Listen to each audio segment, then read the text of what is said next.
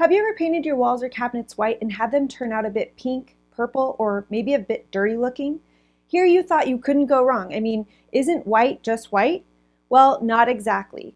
Choosing a white paint for your walls, cabinets, or trims can be tricky because there are a lot of variations in white paint and a lot of things to consider, like natural and artificial light, other colors in the room, and how you want the room to feel. Today I'm going to walk you through how to choose white paint for your home so you can avoid those costly painting mistakes and be on your way to creating a home you love. If you're new around here, hi, I'm Corey from HeyThereHome.com, where I take overly complicated decorating advice and break it down for you into simple steps so you can ditch the overwhelm and indecision and get to loving your home. If that sounds like something you need more of in your life, be sure to hit the subscribe button below. Okay, so the reason some whites end up looking yellow, pink, or even purple is because most white paint colors are actually not pure white. They're a very light shade of a color. To the naked eye, they look white, but if we look closely, we can see that they have a tiny ounce of color. That evident color is the undertone, and it will show up ever so slightly once you paint your walls. This undertone is what makes your white less stark or bright, which is a good thing, but if you get the wrong undertone, it can be a total disaster. I have another video here on my channel all about finding these undertones in neutral paint colors too. I'll be sure to link it here in the description of this video for you. Now, since these undertones in white paint can make or break your room design, let's take a closer look at how to determine the undertone in white paint. For example, when you look at a few white paint strips next to each other, the light shades at the top look very similar.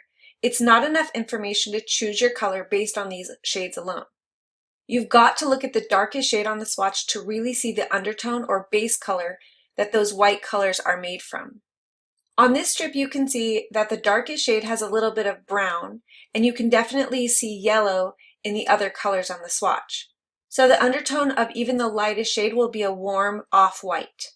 The next swatch looks almost the same in the lightest shade, but if you look at the darker shades, you can see a lot of green. So there will be a slight green undertone even in the lightest shade. And on this strip, even though the name of the lightest shade leads you to believe that the color is a very true white, studying the darker shades will teach you that there will be a blue undertone, making this a cool and crisp white that may read too purple in indirect natural light. Now that you know how to identify the undertones in white paint, there are a few more things to consider before making your final choice. The first step is to decide if you want a warm or a cool white. This decision will play a big role in the feeling you want to have in your space. Cool whites will be brighter and warm whites will feel a little bit more cozy, so it really depends on the feel you're going for. Next, you'll want to take into consideration the lighting in the room you're painting. Keep in mind that if you already have a lot of cool natural light coming into a room, a cool white could be too cool.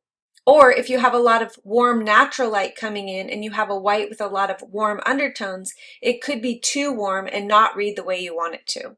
In my online color course, Color Made Clear, which I'll link to here in the description of this video, I go into detail about both natural and artificial lighting and how they affect color in your home. But to keep it simple here, cool light is typically indirect sunlight and warm light is direct sunlight. And that brings us to the next step. Test, test, test. Once you've narrowed your choices based on the undertone and your lighting situation, it's time to grab small mix samples of your contenders and paint a large square of each one on several different walls. This is because the light hits each wall differently throughout the day and you want to see them on each wall before making your final decision. I typically recommend putting your samples up and living with them for say 2 to 3 days to really get a feel of how each paint looks throughout the day and as the lighting changes throughout the day. To get you started, I've rounded up a list of go-to white paint colors and broken them down for you based on whether they're cool or warm over on HeyThereHome.com. I'll link directly to that post here in the description of this video, as well as to my course, Color Made Clear, where I walk you step by step through the process of creating a whole home color palette and how to use it to create a cohesive look, even if there are colors in your home that you can't change. There are definite tricks to using colors to distract from flaws and highlight the good, and it's all laid out for you inside the course. As always, if you found this info helpful, let me know by clicking the thumbs up button and subscribe to my channel for more easy decorating tips and how-tos. Thanks for being here, and I'll see you in the next video.